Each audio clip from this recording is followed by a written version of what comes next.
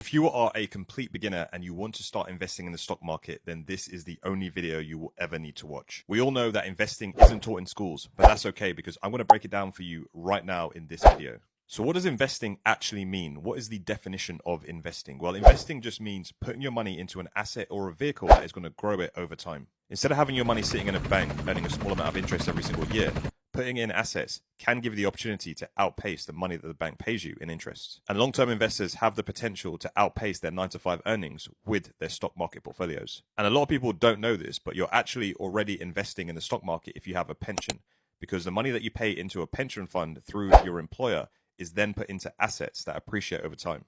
And this money is going to fund a lot of people's retirements. This is what they're going to depend on when they get older.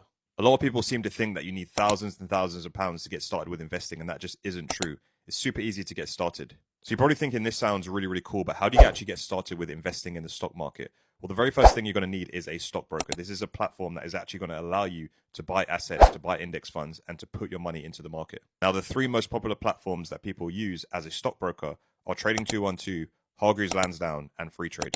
An important point to note is that when you're setting up your stockbroker account, make sure that you're opting for a stocks and shares ISA.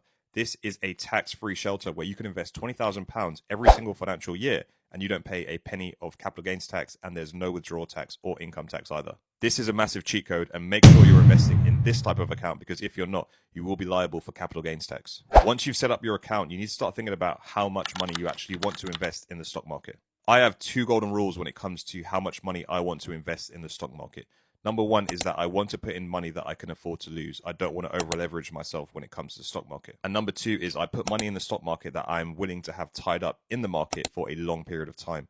So anything I invest in for at least 5 years. So that means I'm committing to myself that I'll keep my money tied up in the stock market in that position for at least 5 years. All too often, people invest money in the stock market that they know they're going to need in a year or 2 years or 3 years to fund a house purchase or to buy a car or to pay for a wedding. So if you know you have these things coming up, please budget accordingly and don't put in money that you need. Once you've funded your stockbroker account, you need to start thinking about what you're going to invest in. And there's really two routes you can go down here. If you're a complete beginner and you're happy with average returns and you want to invest on autopilot quite passively, then you can opt for ETFs, exchange traded funds, or index funds. They will give you exposure to a large amount of stocks inside a bucket. So something like the S&P 500, for example, will give you exposure to the top 500 US stocks by market cap. But if you're a bit more hands-on, you're a bit more financially savvy, and you want to achieve more aggressive gains, then you can opt for individual stocks. And this is exactly what I do. When you're buying individual stocks, you are buying actual companies. So you're not buying index funds or a basket of 500 or 200 or 300 companies.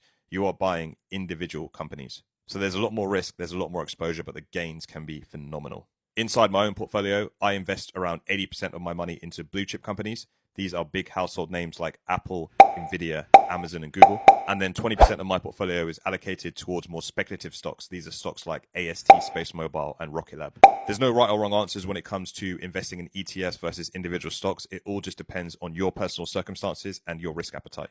Whichever option you go for, whether individual stocks or ETFs, there are two things that I want to say that are going to help you with your investing journey. Number one is to start early. The best time to start investing was yesterday. The second best time is today. The earlier you start, the more compounding can take effect. Number two is to be consistent in your investing journey. I don't try and time the market. I just get into stocks that I have conviction on and I hold them over the long term, and I benefit from the long-term gains. Here's a screenshot from my Discord where I break down the exact amount of stocks that you should be holding per portfolio size. Now, investing in the stock market isn't scary, and I've made this video to debunk it, to make it easier for you to get started with your investing journey. If you have any questions, do let me know in the comments below. I'll try to answer as many as I can, and good luck on your investing journey.